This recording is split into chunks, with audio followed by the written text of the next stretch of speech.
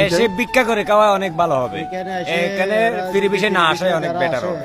এরা একেবারে মানে এখানে ফ্রি ভিসা আসে কোনো কামে ওরা জানে না, অভিজ্ঞতা নেই, তাইলে ওখানে এর কার কাছে যে কামে যাবে।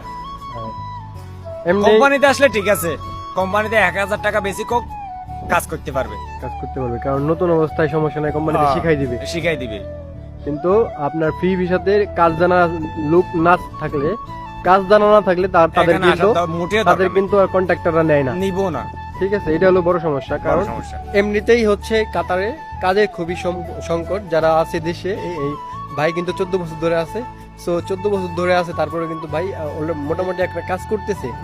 তো ভাই চেনা জানা দেখে কিন্তু ভাই কাজ পাইছে। কিন্তু আপনারা নতুন যারা আসবেন, তারা আসার পরে কি হইব যে আপনারা কোনো কাজ জানেন না, কাউকে চিনেন না যে কে আসলে কাজ দেয়, কে ভালো কে মন্দ, এইগুলো কিন্তু আপনি বিচার করার কোনো মানে ভাই কিন্তু 14 বছর ধরে